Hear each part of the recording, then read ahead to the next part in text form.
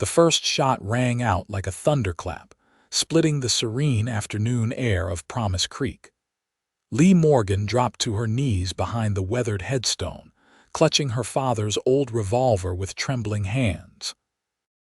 Bullets chipped away at the gray stone, sending fragments scattering across the dry earth of the cemetery where too many of her loved ones already rested. "You can't hide forever, Leah." The voice of Silas Thornton, the cattle baron who'd been terrorizing the valley since her father's death 3 months prior, carried across the windswept graveyard. "Your pa owed me, and I mean to collect one way or another." Leah pressed her back against the cold stone, her heart hammering in her chest. At 26, she'd already buried her mother to consumption, 2 brothers to the war, a husband to a mining accident, and now her father to Thornton's greed. The small ranch her father had built was all she had left, and Thornton meant to take that too. Another bullet struck nearby, and Leah flinched. She had only 2 shots left and no clear path to escape. The irony wasn't lost on her dying in the same cemetery where she'd laid so many to rest. She closed her eyes, gathering her courage for one final stand. Then came the sound of approaching hoofbeats, different from Thornton's men. A rifle cracked 3 times in rapid succession, followed by shouts and the retreating sounds of horses. "Madam, you all right back there?" The voice was deep, unfamiliar, with a slight southern drawl. Leah kept her gun raised as she peered around the headstone. A tall figure stood silhouetted against the setting sun, rifle in hand, his face shadowed by a wide-brimmed hat. Behind him, Thornton and his men were disappearing over the ridge. "They'll be back," she said, slowly rising to her feet, keeping her weapon trained on the stranger. "And you'd best be gone before they do." The man stepped forward, and Leah got her first clear look at him. Dust covered his trail-worn clothes, but there was something in his steady gaze that spoke of both danger and reliability. His face was weathered by sun and wind, yet he couldn't have been more than 35. "Cole Redmond," he said, touching the brim of his hat.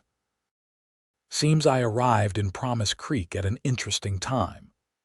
"There's nothing interesting about Silas Thornton trying to steal land that isn't his," Leah replied, finally lowering her gun as she assessed that this stranger posed no immediate threat. "I'm Leah Morgan. This was my father's ranch."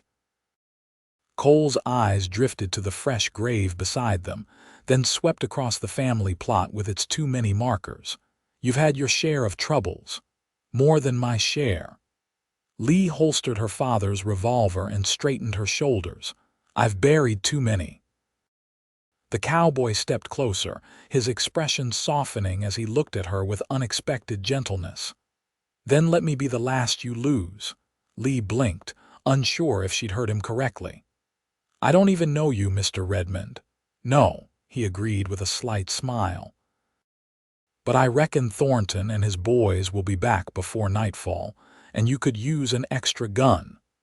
Leah studied him carefully, years of hardship having taught her caution. Yet there was something in his eyes, a steadiness, a certainty that she couldn't dismiss. "I can pay you fair wages for a week's work," she said finally. "After that, we'll see." "Fair enough." Cole nodded, then gestured toward the path leading back to the ranch house. "Shall we prepare for company?" As they walked back toward the modest ranch house, the setting sun casting long shadows across the land her father had loved, Leah wondered what twist of fate had brought this stranger to Promise Creek on this of all days. She'd long since stopped believing in salvation or second chances. Yet as she watched Cole Redmond leading his horse beside her, rifle ready and steps sure, she felt something she hadn't experienced in a very long time: hope. Little did she know that the arrival of this mysterious cowboy would change everything, challenging her determination to face life alone and healing wounds she'd thought would never mend. The ranch house came into view as they crested the small rise. It wasn't much, a two-bedroom cabin with a front porch her father had built with his own hands, a barn that leaned slightly to the east, and a corral that needed mending. But it was home, and Lee would die before she let Thornton take it. "What's Thornton's claim on your land?" Cole asked as they approached the house. "A lie," Lee said flatly. "He says my father borrowed money against the property, but Pa would never do that. This land was everything to him." She paused at the steps to the porch. "Pa died suddenly 3 months ago. Heart gave out while he was mending fences. The very next day, Thornton showed up with papers saying Pa owed him $500. Cole whistled low. "That's a hefty sum." "A made-up sum," Lee countered, opening the door and lighting a lamp as the evening shadows deepened. "The banker in town, Williams, backs Thornton's story. Says he witnessed the loan, but I know it's false." She placed the lamp on the table, its warm glow revealing the simple, well-kept interior. "They've been trying to intimidate me into selling ever since."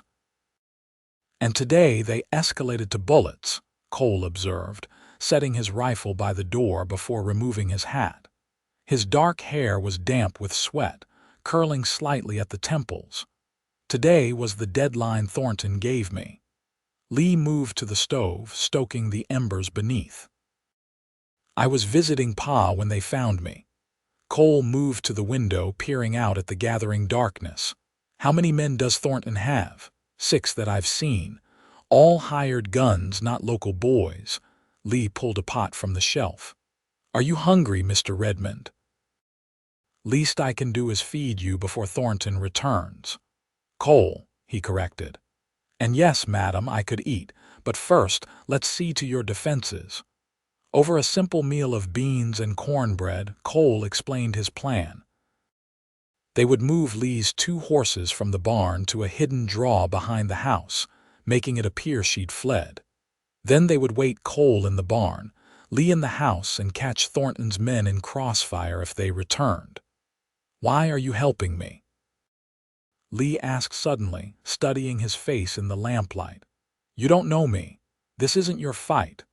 Cole was quiet for a moment, his expression unreadable. "Let's just say I've seen what men like Thornton do to decent folk, and I've developed a particular dislike for it." There was something in his tone, a hardness, a history that told Lee there was more to his story. But before she could press further, they heard the distant sound of approaching riders. "They're coming earlier than I expected," Cole said, rising quickly. "No time to move the horses. Get your gun and take position upstairs. Don't fire unless I do." Lee grabbed her father's revolver and a box of ammunition from the drawer. "Be careful," she said, surprising herself with the concern in her voice. Cole nodded once, then slipped out the back door and disappeared into the darkness. Lee positioned herself at the upstairs window, heart racing as 5 riders approached the house. Thornton led them, his substantial frame easily recognizable even in the dim moonlight. They stopped in the yard, spreading out as Thornton dismounted. "Leah Morgan." Thornton's voice boomed across the yard. "We've got unfinished business. Come on out now and maybe we can still work something out." Lee remained silent, watching as Thornton nodded to 2 of his men. They dismounted and started toward the house, guns drawn. Then came the sharp crack of Cole's rifle from the darkness of the barn. One of Thornton's men cried out, dropping to one knee as he clutched his shoulder. Before the others could react, Cole fired again, this time hitting the lantern one man held, plunging the yard into darkness. Chaos erupted. Thornton's men fired blindly toward the barn while scrambling for cover.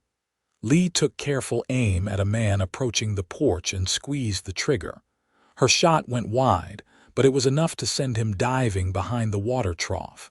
"She's in the house," someone shouted.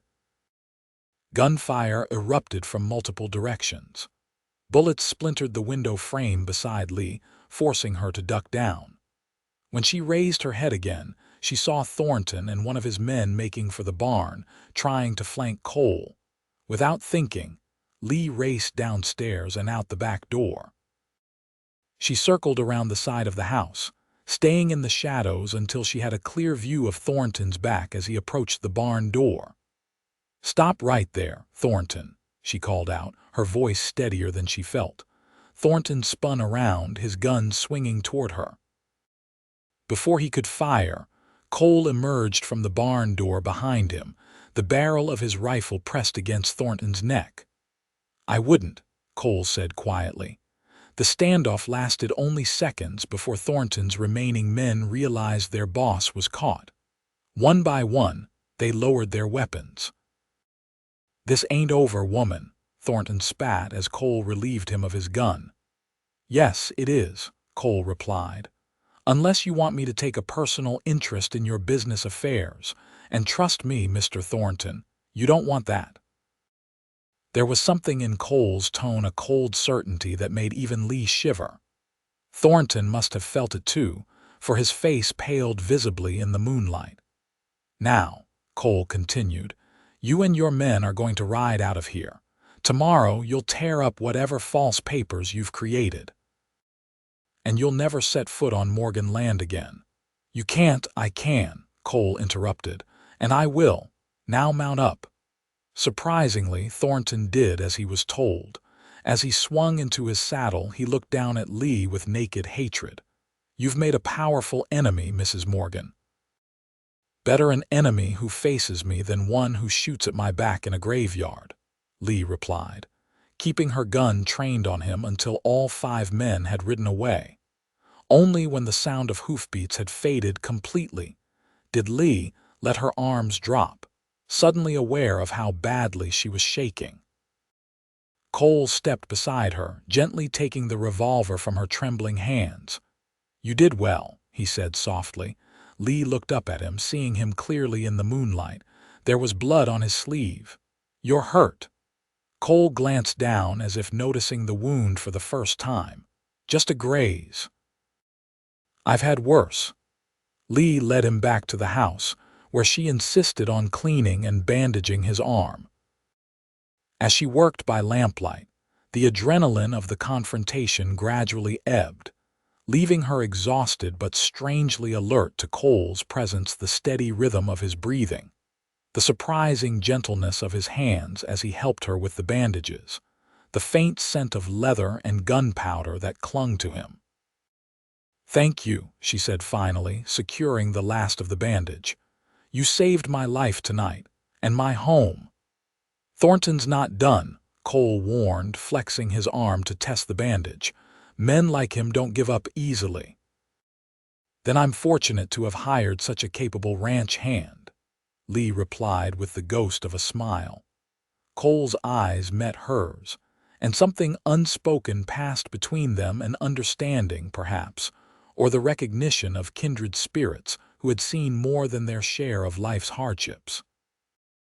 "Get some rest," he said, rising from the table. "I'll keep watch tonight." As Lee climbed the stairs to her bedroom, she wondered about the mysterious cowboy who had ridden into her life just when she needed him most. There was more to Cole Redmond than he was telling, she was certain of that. But for tonight, at least, she would sleep knowing she wasn't alone in her fight. And that, after so much loss, felt strangely like the beginning of something new. Morning came with a clarity that only follows true danger. Lee awoke to the smell of coffee and the sound of hammering outside. For a moment, she was disoriented. It had been months since anyone but her had been in the house early enough to make coffee. She dressed quickly and made her way downstairs to find a pot of strong coffee on the stove, but no sign of Cole. Following the sound of hammering, she stepped onto the porch to see him mending the bullet holes in the barn wall. "Good morning," she called, walking toward him with 2 cups of coffee. Cole paused, wiping sweat from his brow despite the early hour. "Morning," he replied, accepting the cup with a nod of thanks. "Hope I didn't wake you." "No," Lee said, leaning against the repaired section of wall. "I'm usually up with the sun, Chores don't do themselves. Cole took a long sip of coffee before setting the cup aside. About those chores, what needs doing most around here? Figure we should make the most of my week. Lee looked around the ranch, seeing it through fresh eyes: the sagging fence line, the leaky roof on the chicken coop, the unplanted fields. Her father's illness had prevented much work in his final months, and she'd been struggling to keep up ever since. Everything, she admitted with a sigh. But the north pasture fence is the priority. Can't graze the cattle there until it's fixed. Cattle? Cole raised an eyebrow. Haven't seen any. They're in the south pasture. Only 20 head left after I sold most of the herd to pay for Pa's doctor. Lee's voice held no self-pity, just the matter-of-fact tone of someone who'd done what needed doing. Not much of a ranch anymore, but it's what I have. Cole nodded, his expression thoughtful. Well, let's start with that fence then. After breakfast, they fell into an easy rhythm over the next few days. Mornings were spent on the most pressing repairs: the fence line, the chicken coop, the well pump that had been sticking. Afternoons were dedicated to tending the small vegetable garden and caring for the livestock. In the evenings, they would sit on the porch, watching the sunset while Cole carved pieces of wood into intricate shapes with his pocket knife. On the third day, as they worked side by side mending fence posts, Lee found herself studying Cole when he wasn't looking. His hands were strong but moved with surprising precision. There was an efficiency to his movements that spoke of years of similar work, yet he approached each task as if it mattered deeply. "Where are you from, Cole?" she asked, handing him another length of wire. He continued working for a moment before answering. "Originally, Tennessee. But I haven't called anywhere home for a long time." "What brings you to Promise Creek? It's hardly on the way to anywhere." Cole secured the wire before meeting her gaze. "Passing through. Heard there might be work in the silver mines north of here." Lee nodded, though she sensed there was more to his story. "My husband worked the mines," she said quietly. "Before the collapse 2 years ago." Cole's hand stilled. "I'm sorry. James was a good man. We were only married a year when it happened." Lee hadn't spoken of James much since his death, but somehow with Cole the words came more easily. He had plans to save enough to buy land of his own. "When he died, Pa took me back in. Said this place would be mine someday." She laughed softly, but there was no humor in it. "Didn't expect someday to come so soon. Your father taught you ranching, everything he knew, said there was no sense in me not learning just because I was a girl." Lee reached for another fence post. "What about your family?" A shadow passed over Cole's face. "Lost them during the war." The simple statement held volumes of unspoken pain. Lee recognized it instantly. It was the same tone she used when speaking of her own losses. "I'm sorry," she said softly. Cole nodded once, then returned to his work, and Lee didn't press further. They worked in companionable silence until midday, when the heat became too intense to continue. As they walked back to the house for a meal, Lee noticed a cloud of dust on the horizon. Riders approaching from the direction of town. "Expecting visitors?" Cole asked, his hand moving instinctively to his gun. "No," Lee replied, shading her eyes against the sun. As the riders drew closer, she recognized the lead figure. "It's Sheriff Davis, and that's Mr. Williams, the banker, with him." Cole's expression hardened. "The banker who backed Thornton's story." They waited on the porch as the 3 riders approached. Sheriff Davis, a portly man with a gray mustache who'd been badge-wearing in Promise Creek for as long as Lee could remember, tipped his hat as he dismounted. "Afternoon, Mrs. Morgan," he said, his gaze shifting curiously to Cole. "Sheriff," Lee acknowledged. "What brings you out this way?" Davis cleared his throat uncomfortably. "Had some reports of gunfire out here a few nights back. Came to check you're all right." "How thoughtful," Lee replied dryly. "Especially since no one came when I reported Thornton threatening me last month." The sheriff had the grace to look embarrassed. "Well, that's partly why I'm here. Mr. Williams has something he'd like to discuss with you." Williams, a thin man with spectacles and a perpetual frown, stepped forward.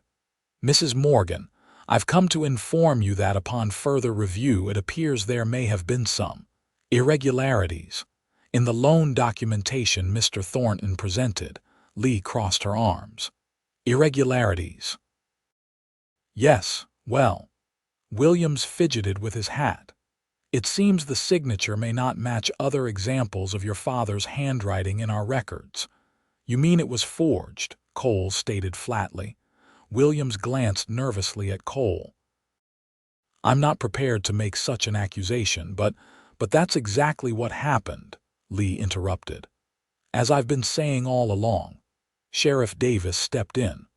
"Fact is, Mrs. Morgan, Mr. Thornton came to my office this morning and withdrew his claim on your property. Said there'd been a misunderstanding." Lee exchanged a glance with Cole, whose face remained impassive. "Did he now?" "Yes, and he's left town. Said he had business in Denver." Davis looked between Lee and Cole. "Would either of you know anything about his sudden change of heart?" "No idea," Lee replied. "Though I'm not surprised he ran once his scheme fell apart."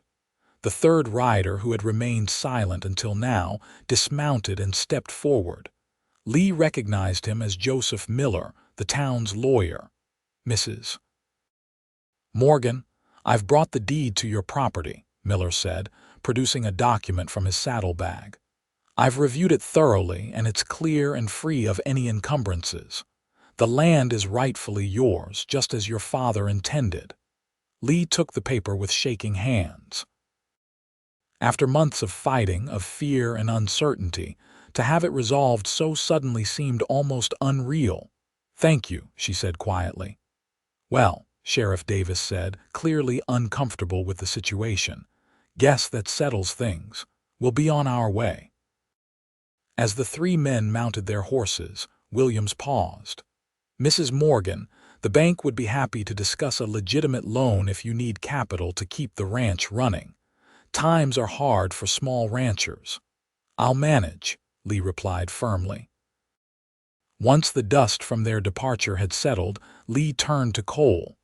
"What did you do?" Cole raised an eyebrow. "What makes you think I did anything? Thornton doesn't strike me as the type to have a crisis of conscience." A ghost of a smile touched Cole's lips.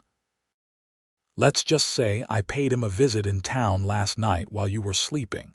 Explained the consequences of continuing his fraudulent claim in terms he could understand." "You threatened him." "I convinced him," Cole corrected. "Sometimes men like Thornton only understand one language." Lee studied him. "Who are you really, Cole Redmond?" For a moment she thought he might actually tell her. Something flickered in his eyes, a decision being weighed. But then he simply said, "Just a man passing through like I told you." That night, as they sat on the porch watching fireflies rise from the tall grass, Lee felt a strange mixture of relief and unease. The threat of Thornton was gone, her land secure. But Cole's week of employment was nearly up, and the thought of him leaving left an unexpected hollowness in her chest. "What will you do now?" she asked, breaking the comfortable silence between them. Cole continued whittling the small piece of wood in his hands. "Still need to finish the chicken coop roof, and that well pump could use a proper fixing, not just the patch job we did." "I meant after," Lee clarified, "when your week is up." Cole's hands stilled. "Haven't decided yet. Those mines might still be hiring." Lee looked out across her land, bathed in moonlight. 20 acres, a small herd, and a house that needed constant attention. It was both too much for one person and not enough to hire regular help.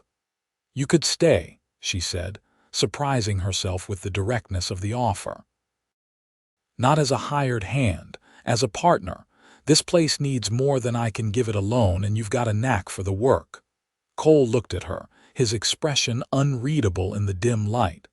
"You'd trust a stranger with half your ranch. You're not exactly a stranger anymore," Lee pointed out. "And I'm not offering charity. It would be hard work with a share of whatever profit we manage." Cole was quiet for so long that Lee began to regret her impulsive offer.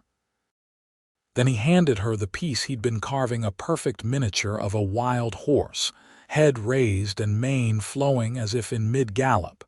"It's beautiful," she said, tracing the delicate details with her fingertip. "My pa taught me," Cole said softly.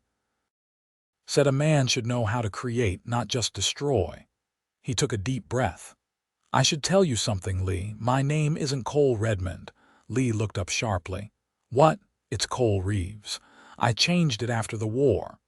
His voice was steady, but Lee could sense the effort it took. "I rode with Quantrill's raiders for a time. Did things I'm not proud of." Lee knew the name, everyone did. William Quantrill's Confederate guerrilla fighters had been notorious for their brutality. "I was young and angry," Cole continued. "My family was killed by Union soldiers who burned our farm. I wanted revenge." He stared out into the darkness. "Took me too long to realize revenge just makes the emptiness worse." "What happened?" Lee asked quietly. "Saw things no man should see. Did things no man should do." Cole's voice hardened. "After Lawrence, I couldn't do it anymore. Deserted. Been drifting ever since, trying to outrun my name and what I did." Lee was silent, absorbing his confession. The Cole she'd come to know over the past days, the man who carefully mended fences, who carved delicate wooden figures, who had risked his life to protect her, seemed at odds with the image of a hardened guerrilla fighter. "Why tell me this now?" she finally asked. "Because if I stay, you deserve to know who you're partnering with."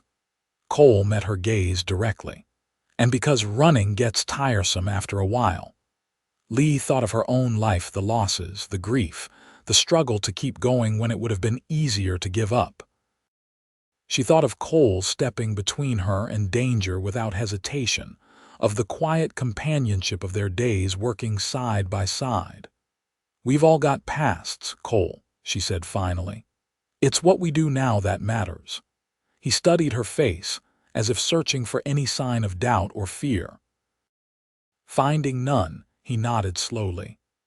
"Then I accept your offer," he said. "Partner."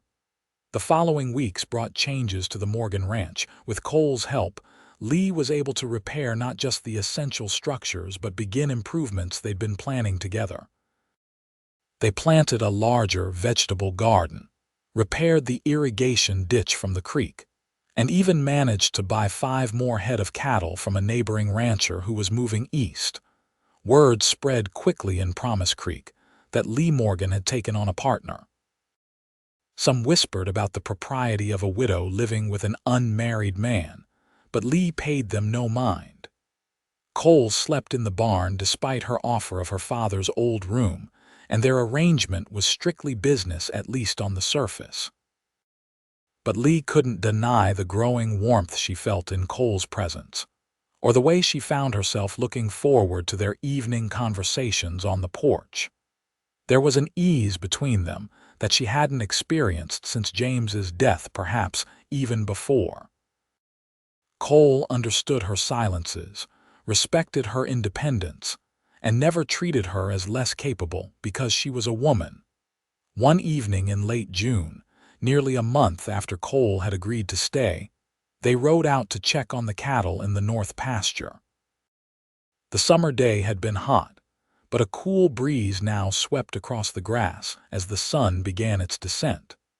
They stopped their horses on a small rise overlooking the pasture, where the newly repaired fence gleamed white against the green landscape.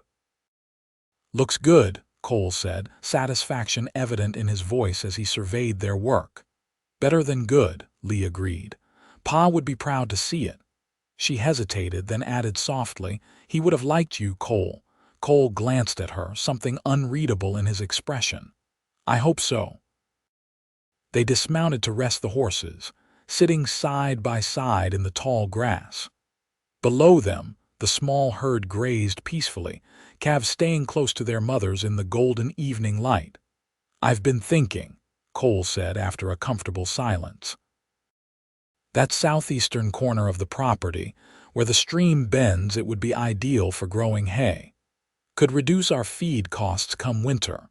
Lee smiled at his use of "our." Over the weeks, Cole had gradually stopped talking about his departure. More and more, he spoke of future plans for the ranch next season's breeding, expanding the chicken coop, possibly adding pigs come fall. "It's good land," she agreed. "Pa always meant to plant it, but never got around to it. Would take a lot of work to clear and prepare," Cole mused. "But we could start this fall after the roundup." "We could," Lee said, watching him carefully, "if you're planning to still be here then." Cole turned to her, his expression open in a way she rarely saw. "I'd like to be, if you want me to stay." "I do," Lee said simply. Something shifted between them in that moment, an acknowledgement of what had been growing unspoken. Cole reached out slowly, giving her time to pull away, and tucked a strand of hair behind her ear. His touch lingered on her cheek, warm and gentle. "Lee," he said softly, "I never expected to find a place that felt like home again, or someone who made me want to stay." Lee's heart quickened. "I never expected to want someone to stay," she admitted. "After James died, I thought that part of my life was over. And now—" Cole's voice was barely above a whisper. In answer, Lee leaned forward and pressed her lips to his. The kiss was gentle at first, tentative, but deepened as Cole's arms encircled her, drawing her closer. When they finally parted, both were breathless. "I've wanted to do that for weeks," Cole confessed, his forehead resting against hers. Lee smiled. "What took you so long, Cowboy? Wasn't sure you were ready." His expression grew serious. "You've lost so much, Lee. The last thing I want is to be another person who leaves you." The words struck a chord deep within her, touching the fear she'd been carrying since she first realized her feelings for him were more than gratitude or friendship. She pulled back slightly, looking into his eyes. "I've buried too many," she said, the words catching in her throat. "I don't know if I could bear another loss." Cole took her hands in his grip firm and steady. "Then let me be the last you lose," he said, echoing his words from that first day in the cemetery. But this time they carried a different weight, a promise, a commitment. "How can you be sure?" Lee asked, giving voice to her deepest fear. "Life has a way of taking what matters most." "I can't promise forever," Cole replied honestly. "No one can. But I can promise that as long as I have breath in my body, I'll be by your side. Not running, not hiding, but building something real with you." As the setting sun painted the sky in brilliant hues of orange and pink, Lee made her choice. She had spent too long defined by loss, by what had been taken from her. Perhaps it was time to be defined by what she had found instead. "Then stay," she whispered, her hands tightening around his. "Not just as a partner for the ranch." Cole's smile was like sunrise after the longest night. "Yes, madam," he said softly, before pulling her close once more. They rode back to the ranch as twilight deepened into night, side by side. The distance between them somehow both smaller and more significant than before. As the lights of the ranch house came into view, Lee felt a sense of rightness settle over her, as if pieces long adrift had finally found their places. That night, for the first time, Cole didn't sleep in the barn. Summer turned to fall, and the Morgan ranch now increasingly referred to by townsfolk, as the Morgan Reeves place continued to flourish under their joint care. They worked from dawn until dusk most days, but the labor felt lighter somehow, shared between them. In the evenings, they would sit before the fire, making plans or simply enjoying each other's company in comfortable silence. Word of their relationship spread through Promise Creek. causing its fair share of gossip. Some frowned at the impropriety, but most were simply happy to see Lee smiling again after so much tragedy. The local preacher, Reverend Walsh, paid them a visit one Sunday afternoon, his expression grave as he spoke of living in sin and setting a proper example. Cole listened respectfully until the Reverend finished, then said simply, "You're right, Reverend, which is why I'd like to ask you to marry us. Next Sunday, if that suits." Lee's head snapped up in surprise, not at the idea of marriage, which they had discussed in general terms, but at the suddenness of the proposal. Cole met her gaze steadily, a question in his eyes. In that moment, looking at the man who had brought joy back into her life, Lee found she had only one answer. Next Sunday would be perfect, she agreed, her heart full. Reverend Walsh, caught off guard by the unexpected turn, could only nod his approval and promise to make the necessary arrangements. After he left, Lee turned to Cole with a raised eyebrow. "That was quite the proposal, Mr. Reeves." Cole laughed, pulling her into his arms. "Not my most romantic moment, I'll admit. Would you prefer I get down on one knee and do it properly?" "No," Lee said, wrapping her arms around his neck. "But I would like to know what made you decide so suddenly." Cole's expression grew serious. "It wasn't sudden, Lee. I've known since that evening in the North pasture that I wanted to spend my life with you. But seeing the Reverend looking at you with disapproval," he shook his head. "You deserve better than whispers and judgment. You deserve to be honored, respected."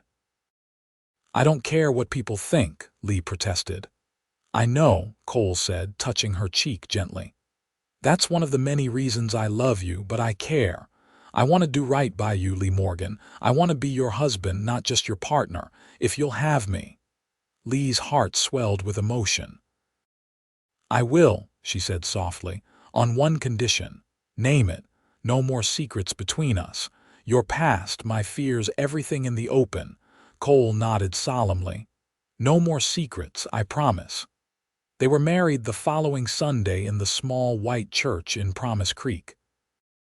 The ceremony was simple, attended by the handful of friends Lee had in town and a few of the neighboring ranchers who had come to know and respect Cole over the past months. Lee wore a blue dress her mother had made years ago, with wildflowers in her hair instead of a veil. Cole wore the only suit he owned, purchased in Denver before the war and carefully preserved since. As they spoke their vows, Lee looked into Cole's eyes and saw not just love but a promise of constancy that soothed the scars left by so much loss. When Reverend Walsh pronounced them husband and wife, the small congregation erupted in warm applause. The celebration afterward was held at the ranch, with tables set up in the yard and lanterns hung from the trees. Someone brought a fiddle, and as the evening wore on, music and laughter filled the air. Cole and Lee danced under the stars, her head resting on his shoulder as they swayed to the gentle melody. "Happy," Cole murmured against her hair. "More than I thought possible," Lee replied honestly. Later, as their guests departed and quiet settled over the ranch, they stood on the porch, arms around each other, looking out at the land that was now truly theirs together. "What are you thinking?" Cole asked, noticing Lee's contemplative expression. "That life is strange," she replied. "If Thornton hadn't threatened me that day in the cemetery, if you hadn't ridden by at that exact moment." She shook her head. "It's hard to believe how much has changed in just a few months." "For the better, I hope," Cole said, a hint of uncertainty in his voice. Lee turned in his arms to face him. "For the better," she confirmed. "You gave me back something I thought I'd lost forever, Cole, not just help with the ranch, but hope. A future." Cole's arms tightened around her. "You did the same for me. I was just drifting, trying to outrun my past. You gave me a reason to stop running, to build something lasting." As they stood there in the moonlight, newlyweds on the threshold of their shared life. Neither could know what challenges lay ahead. But for the first time in years, both faced the future not with dread but with anticipation, secure in the knowledge that whatever came, they would face it together. Winter came early that year, blanketing the ranch in snow by mid-November. The work changed with the season, less time in the fields, more in the barn and house. They had prepared well, with ample hay stored for the cattle and the root cellar full of preserved vegetables from their expanded garden. The chicken coop, reinforced and insulated under Cole's direction, kept the hens laying even as temperatures dropped. Inside the ranch house, now truly a home, Lee and Cole settled into the rhythms of married life. Their days began and ended together, shared work punctuated by moments of tenderness. In the evenings, Cole would carve by the fire while Lee sewed or read aloud from one of her father's books. Sometimes they simply talked, sharing stories of their lives before they met, filling in the gaps of understanding between them. It was during one such evening, with snow falling softly outside and a fire crackling in the hearth, that Lee finally told Cole about the baby she and James had lost shortly before his death. "It was early days," she said quietly, her fingers working a piece of mending though her eyes were distant. "Barely 3 months along. The doctor said these things happen, that many women lose their first." She set the mending aside, but knowing that didn't make it easier. Cole moved from his chair to sit beside her on the sofa, taking her hands in his. "I'm sorry, Lee. I didn't know. James died in the mine collapse just 2 weeks later," Lee continued. "Sometimes I think losing the baby broke something in him. He was more reckless after, took more risks. The extra shifts in the deeper tunnels paid more, but they were dangerous." "You never blamed yourself, I hope," Cole said gently. Lee looked up at him, eyes shining with unshed tears. "Sometimes I did. For the baby, for James, for not being enough to keep them safe." Cole gathered her in his arms, holding her close as the tears finally came. "It wasn't your fault," he whispered against her hair. "None of it." When her tears subsided, Lee pulled back slightly, wiping her eyes. "I never told anyone about the baby, not even Pa. It hurt too much to speak of it." "Thank you for telling me," Cole said, his voice thick with emotion. "For trusting me with this." Lee touched his face gently. "No more secrets, remember?" Cole nodded, then took a deep breath. "Then I should tell you something too." He hesitated, gathering his courage. "After I left Quantrill's raiders, I didn't just wander aimlessly. I was looking for someone." "Who?" Lee asked. "The Union officer who ordered the raid on my family's farm, Colonel James Hartford." Cole's voice hardened at the name. "I tracked him for nearly 2 years, from Kansas to Colorado to Wyoming. Finally found him in a small town near Cheyenne." Lee felt a chill that had nothing to do with the winter night. "What happened?" "I followed him for days, learning his routine. He had a wife, 2 young children." Cole's eyes were fixed on some distant point, reliving the memory. "One night, I waited outside the restaurant where he was dining with his family, had my gun ready when they came out." Cole fell silent, and Lee waited, her heart racing. "His daughter saw me first," Cole finally continued. "Couldn't have been more than 6. She smiled at me, this innocent, trusting smile. And suddenly, I saw myself through her eyes, not as the justice bringer I'd imagined, but as what I truly was, a man waiting in shadows to murder her father." He shook his head, as if trying to dispel the image. "I couldn't do it. Walked away that night and never looked back. That's when I changed my name, tried to become someone my parents could have been proud of instead of someone they would have wept to see." "That's why you were passing through Promise Creek," Lee realized. "Still running from who you'd been." "Until I found a reason to stop," Cole confirmed, meeting her gaze. "You," In the silence that followed, something shifted between them, a deepening of understanding, of connection. Their pasts, with all their pain and regret, were fully shared now, no shadows left to separate them. Lee leaned forward, resting her forehead against his. "Thank you for telling me." "I should have told you sooner," Cole said, his voice low. "Before you married me." "Would it have changed anything?" Lee asked. "The man who couldn't pull that trigger is the same man I fell in love with, the man who chose a different path." Cole pulled her closer. "I don't deserve you," he whispered. "Good thing love isn't about deserving," Lee replied, before pressing her lips to his.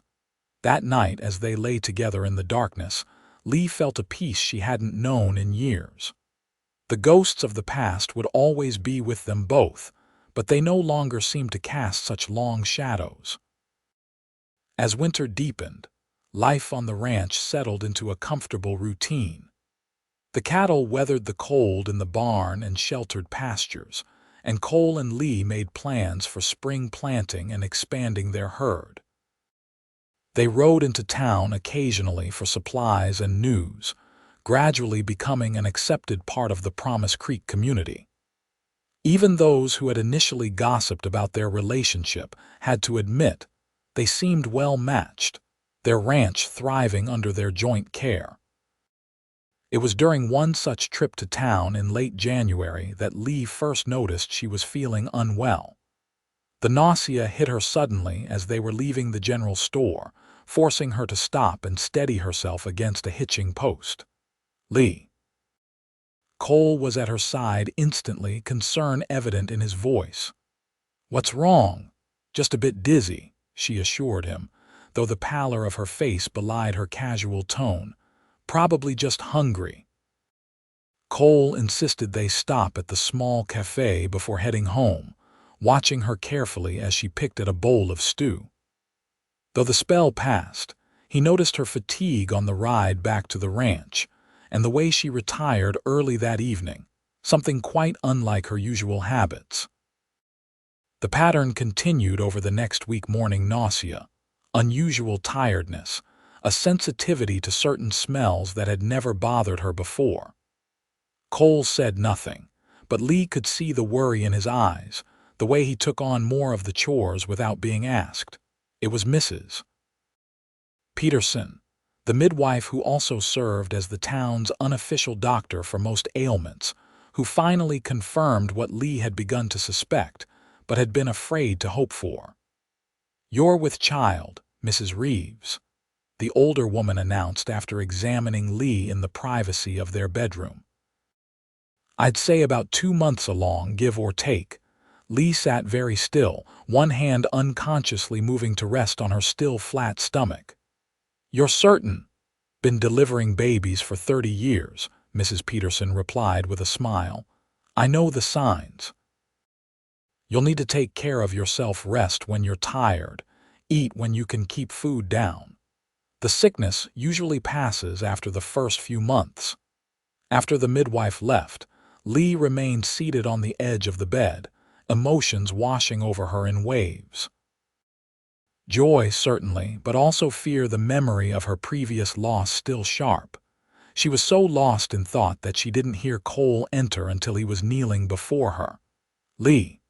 His voice was gentle, his eyes searching hers. "What did Mrs. Peterson say?" Lee looked at him, this man who had become the center of her world in such a short time. "I'm pregnant," she said softly. Cole's expression transformed shock, then wonder, then a joy so pure it took her breath away. "A baby? We're having a baby?" Lee nodded, tears filling her eyes. "Yes." Cole gathered her in his arms, holding her as if she were made of the most precious glass. "Oh, Lee," he breathed against her hair. "A baby." When he pulled back, he saw the shadow of fear in her eyes and understood immediately. "This time will be different," he promised, taking her hands in his. "I'll be with you every step of the way." "I'm scared, Cole," Lee admitted. "What if?" "No what ifs," Cole interrupted gently. "We'll take each day as it comes, together." As winter gave way to spring, Lee's body changed with the season. The morning sickness faded, replaced by a healthy appetite and a new fullness to her figure that Cole found endlessly fascinating. He watched over her with a protectiveness that might have been stifling had it not been so clearly born of love. Despite her condition, Lee insisted on continuing her share of the ranch work, though she accepted Cole's help with the more strenuous tasks. They worked side by side preparing the fields for planting, tending the new calves, and repairing winter damage to the fences and outbuildings. In late April, they received an unexpected visitor. Sheriff Davis rode out to the ranch one afternoon, his expression grave as he dismounted in the yard where Cole was mending a wagon wheel. "Afternoon, Sheriff," Cole greeted him, setting aside his tools. "What brings you out this way?" "Information I thought you should have," Davis replied, glancing toward the house where Lee was visible through the window, hanging laundry to dry indoors on the rainy day. "Is there somewhere we can talk privately?" Cole's expression darkened. "Anything you have to say to me can be said in front of my wife, Sheriff," Davis sighed. "Very well.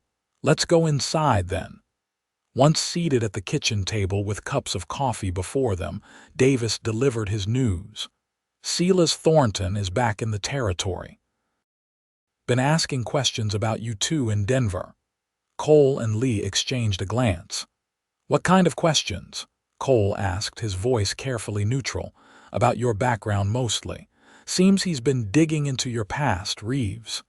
Davis looked uncomfortable. "Word is he's found something he thinks will interest the authorities." "I've done nothing illegal," Cole stated firmly, though Lee could see the tension in his shoulders.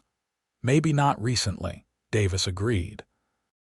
"But Thornton's been telling anyone who'll listen that you rode with Quantrill during the war." The accusation hung in the air between them. Though the war had been over for nearly a decade, the wounds it had left were still raw in many parts of the country.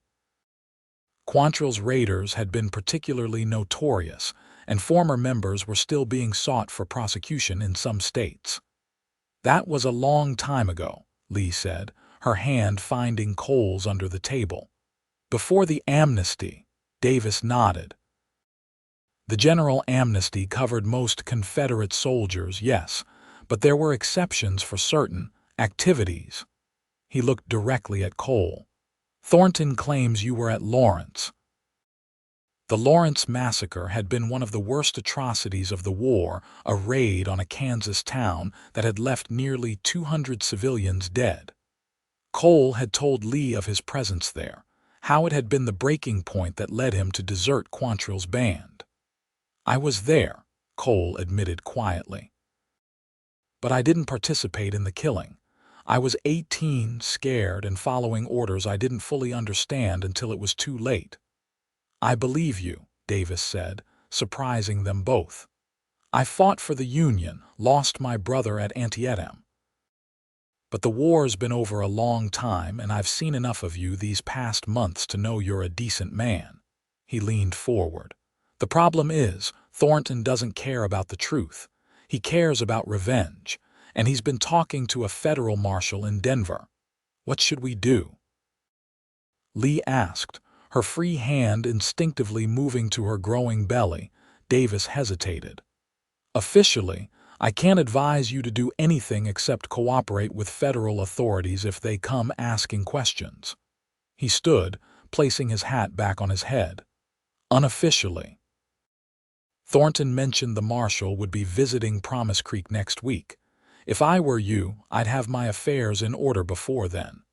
After the sheriff left, Cole and Lee sat in silence, the implications of his warning hanging heavy between them.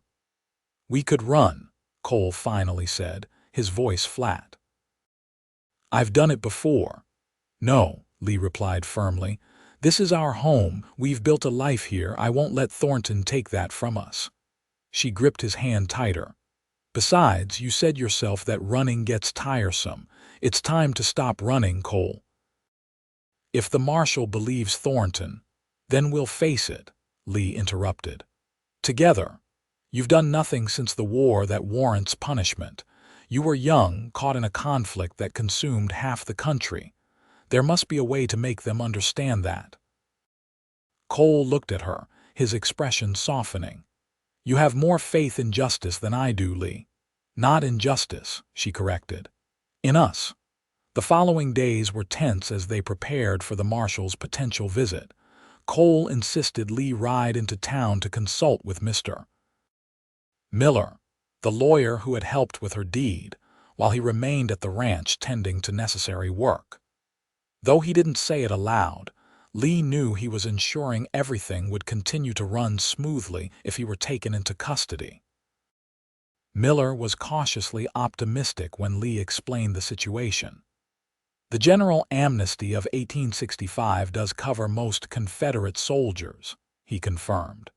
"But you're right that there were exceptions for certain guerrilla groups, including Quantrill's raiders. However, much depends on what specific actions they can prove your husband committed." "He was present at Lawrence," Lee admitted, "but he didn't participate in the killings. He was young, misguided." Miller nodded thoughtfully. "His age at the time would work in his favor. And if he deserted afterward, as you say, that shows a change of heart that could be compelling." He made some notes on a pad of paper. "Has he ever been arrested or charged since the war?" "No," Lee replied.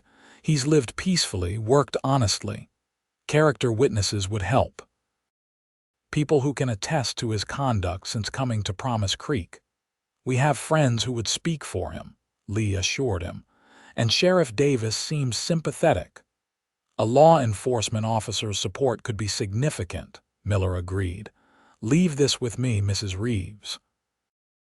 I'll prepare a defense in case it's needed." As Lee rode home, a spring storm was gathering on the horizon, dark clouds piling up against the mountains. It matched her mood, a sense of impending trouble, of forces beyond her control threatening the happiness she and Cole had found. She found him in the barn, methodically organizing tools and supplies as if preparing for a long absence. When he saw her, he attempted a smile that didn't reach his eyes. "How was Miller?" he asked, setting aside the ledger he'd been reviewing. "Hopeful," Lee replied, moving to stand beside him. "He thinks there's a good case for the amnesty to apply to you, especially given your age at the time and your conduct since." Cole nodded, though she could see he wasn't convinced. "I've been thinking, Lee. If things go badly, they won't," she interrupted. "If they do," he continued firmly, "the ranch is in both our names now. You'll be able to manage it, especially with the new hands we hired for the summer." He gestured to the ledger. "I've written everything down: the breeding schedule for the cattle, which fields need rotating next year, when to sell the yearlings for the best price." Lee felt tears threatening. "Cole, stop. This sounds like goodbye." "It's just being prepared," he countered, though his voice was gentle as he pulled her into his arms. "I promised I'd never leave you willingly, and I meant it, but I need to know you and the baby will be taken care of, no matter what happens." Lee rested her head against his chest, listening to the steady beat of his heart. "Nothing is going to happen to you," she said fiercely. "I won't allow it." Cole's soft laugh rumbled under her ear. "My brave Lee, always ready to take on the world. Our world," she corrected, looking up at him. "The one we've built together." As they stood there in the gathering darkness of the barn, the first raindrops began to fall on the roof above them, a steady rhythm that seemed to echo Lee's silent prayer. "Let us weather this storm, as we have weathered all others. Together." The marshal arrived in Promise Creek 3 days later. Word spread quickly through the small town, and by midday, Lee and Cole had heard from 3 different neighbors that Federal Marshal James Wilson was asking about them at the sheriff's office. "We should go into town," Lee suggested as they finished their midday meal. "Better to face this directly than wait for him to come to us." Cole nodded, his expression resolute. "You should stay here, though." "In your condition," I'm pregnant, not invalid, Lee interrupted, her tone brooking no argument. We face this together, remember? They rode into town side by side, drawing curious glances from the townsfolk who had heard the rumors about Thornton's accusations. When they reached the sheriff's office, they found Davis in conversation with a tall, lean man whose neat appearance and steady gaze marked him immediately as the marshal. Mr. and Mrs. Reeves, Davis greeted them, a warning in his eyes. This is Marshal Wilson from Denver. Wilson studied them both, his expression revealing nothing. I was just about to ride out to your ranch, he said, his voice neutral. Saved me the trip. We heard you were asking about us, Cole replied evenly. Thought it best to come directly. Wilson nodded once. Appreciate that. Sheriff, might we use your office for a private conversation? Davis hesitated, glancing between them. Of course, he finally agreed. I'll be right outside if needed. Once the door closed behind the sheriff, Wilson gestured for them to sit while he leaned against the desk, his posture casual but his eyes alert.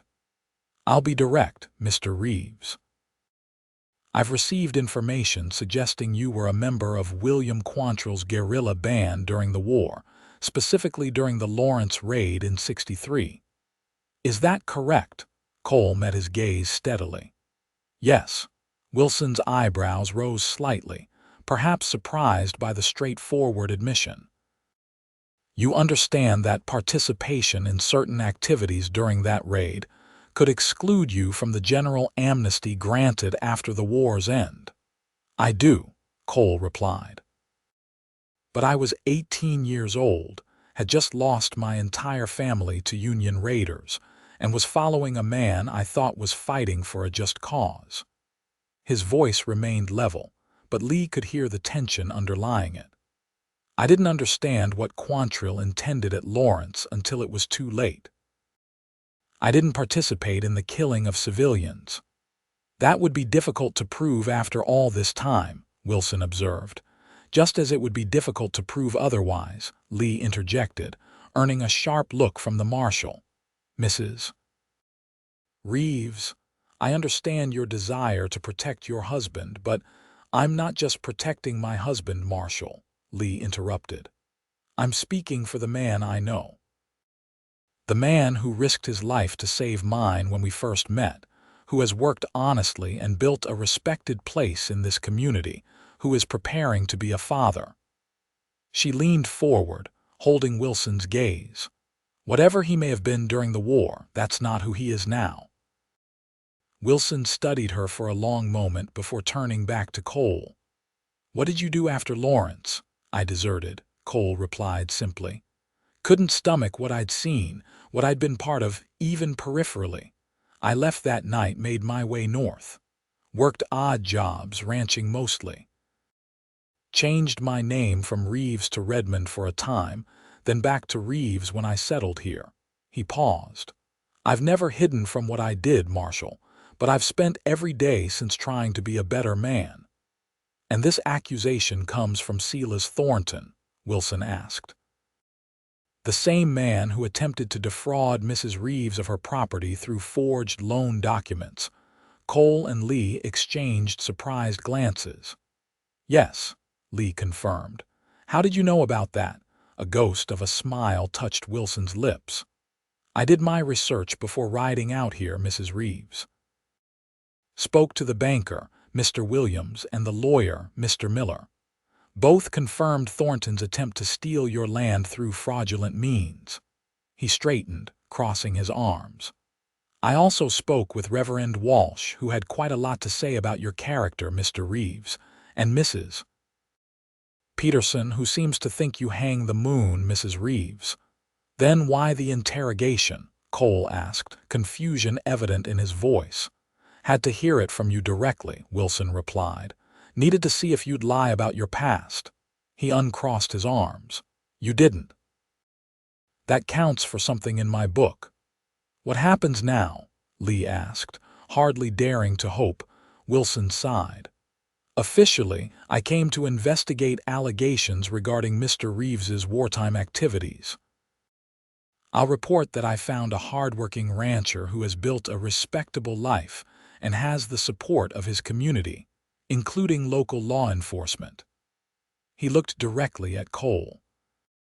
I'll also note that given your age at the time, your limited involvement, and your subsequent actions in deserting Quantrill's band, pursuit of charges would not serve the interests of justice. Relief washed over Lee so powerfully she felt lightheaded.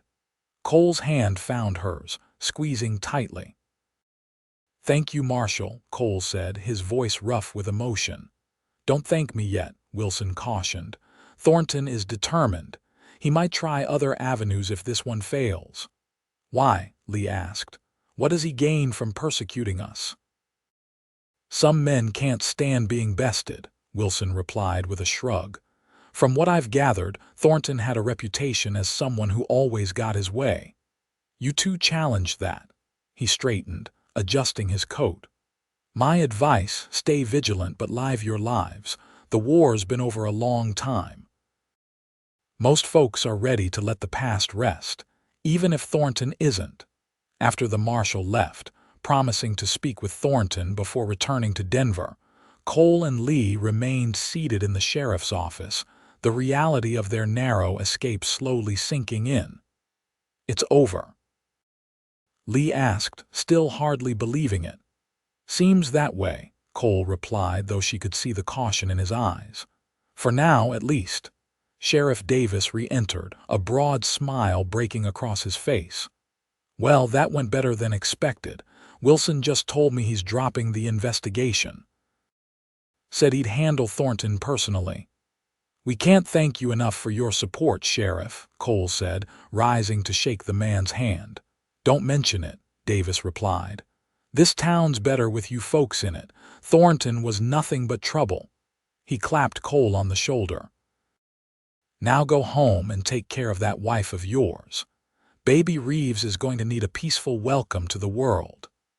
As they rode home through the spring afternoon, the air fresh from the recent rain and wildflowers beginning to dot the prairie, Lee felt a weight lift from her shoulders. For the first time since learning of Thornton's return, she allowed herself to think beyond the immediate threat to the future they were building. "What are you smiling about?" Cole asked, noticing her expression. "Just thinking about the baby," Lee replied. "About how lucky he or she is to have you as a father." Cole's face softened. "I've been thinking about names," he admitted. "If it's a boy, maybe after your father, John Reeves." Lee tested the name. "I like it. And if it's a girl?"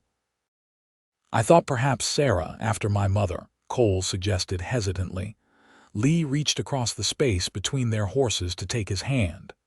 "It's perfect. John or Sarah Reeves." As they crested the rise that overlooked their ranch, Lee felt a surge of contentment. The house, the barn, the fields and pastures, all of it represented not just a livelihood but a life reclaimed from grief and wandering. A home. "Race you to the house," she challenged with a grin. Cole laughed. "In your condition, I think not, Mrs. Reeves."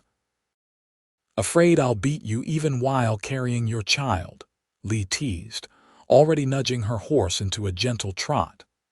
"Terrified," Cole admitted, matching her pace as they rode side by side down the slope toward home. Summer passed in a blur of activity. The fields flourished under their care, the cattle grew fat on the rich grass, and Lee's body changed as the baby within her grew. By August, she had reluctantly ceded most of the physical ranch work to Cole and the two young hands they'd hired for the season, focusing instead on the garden, the chickens, and preparing the house for the baby's arrival. Cole threw himself into ensuring the ranch would be secure for the winter, working from dawn until dusk most days. He built a cradle from the finest pieces of oak he could find, carving intricate patterns of leaves and stars into the headboard. At night, he would place his hand on Lee's rounded belly, marveling at the movements of their child. Active little one, he commented one evening as they sat on the porch watching the sunset. Going to be strong like his mother. Or her father, Lee replied with a smile. Though I hope he or she inherits your patience rather than my stubbornness. Cole laughed. Your stubbornness is one of the things I love most about you. Got us through some tough times. Lee leaned against him, content in the simple pleasure of his presence. Do you ever think about how different our lives might have been if you hadn't ridden by the cemetery that day? Sometimes, Cole admitted. But then, I remember something my father used to say, that life has a way of leading you where you need to go, even when you think you're lost. He pressed a kiss to her temple. I was lost for a long time, Lee, until I found you. The baby came in early October, as the first frost silvered the grass and the leaves of the cottonwoods along the creek turned to gold. Lee's labor began just after midnight, and by mid-morning, Sarah Elizabeth Reeves had entered the world with a lusty cry that Mrs. Peterson declared was a sure sign of a strong constitution. Cole, who had paced anxiously outside the bedroom door during the final stages of labor after being banished by Mrs. Peterson, was the first to hold his daughter after Lee. His hands, so capable with tools and weapons, trembled slightly as he cradled the tiny bundle. She's perfect, he whispered, awe evident in his voice as he gazed down at the infant's red, wrinkled face. Looks just like you. Poor child, Lee joked weakly, exhausted but radiant. Beautiful child, Cole corrected, gently placing Sarah in Lee's arms before sitting beside them on the bed. Just like her mother. As Mrs. Peterson bustled about the room, tidying up after the delivery, Lee looked from her daughter's face to her husband's and felt a completeness she had never thought possible after so much loss. Thank you, she said softly to Cole. For what? He asked, his eyes never leaving their daughter. For being the last I lost, Lee replied. And the first I truly found.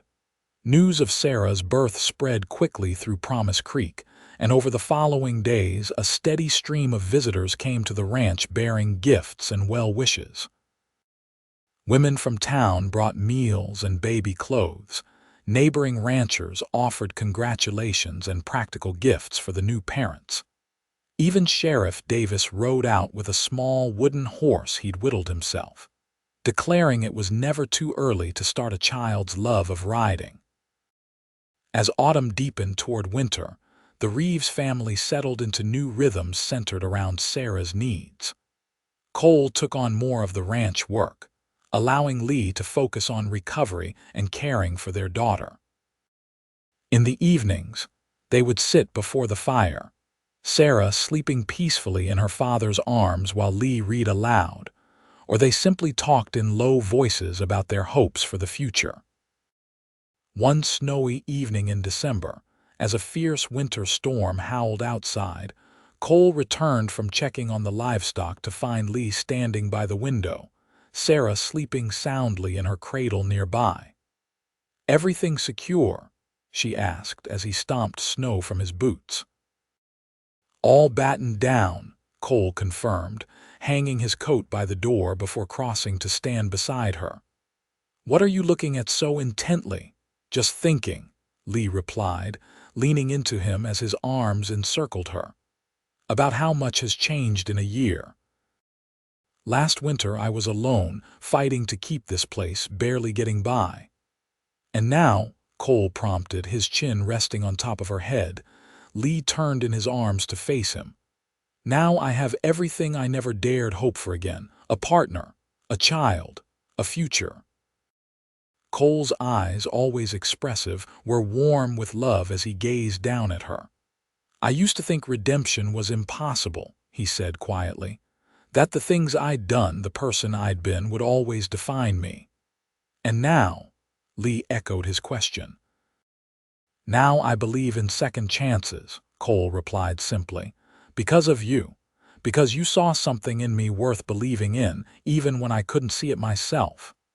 Lee reached up to touch his face, tracing the lines that spoke of both hardship and joy. "We saved each other, I think." As the storm raged outside and their daughter slept peacefully beside them, Cole drew Lee closer, his lips finding hers in a kiss that held all the promise of their shared future, the seasons that would come and go, the challenges they would face together, the love that had healed wounds they had both thought permanent. "I love you, Lee Reeves," he whispered against her lips. "And I love you, Cole Reeves," she replied. "Until the end of our days." In the years that followed, the Morgan Reeves ranch flourished. Their herd grew, their fields expanded, and their family did too. A son, John Michael, joined them 2 years after Sarah, followed by twins, Emma and Thomas, 3 years later. The ranch house grew along with their family, with Cole adding rooms and a larger kitchen as their needs changed. Promise Creek prospered as well, growing from a small settlement to a proper town with a school, where Sarah Reeves would eventually become the teacher after studying in Denver. Silas Thornton never returned, having found, according to rumors, a similar fate in Arizona Territory when he attempted to defraud the wrong rancher. Through it all, the harsh winters and the bountiful summers, the challenges of raising children and running a ranch, the joys and sorrows that are part of any life fully lived, Cole and Lee remained each other's strength and solace. The promise made that day in the cemetery, that he would be the last she lost, held true through the decades. And if sometimes visitors to the ranch noticed the elderly couple sitting on their porch in the evening, hands clasped as they watched the sunset over land they had nurtured for over 40 years, they might hear the echo of words spoken long ago of a wounded woman who had buried too many, and the cowboy who had kept his promise to be the last she would lose.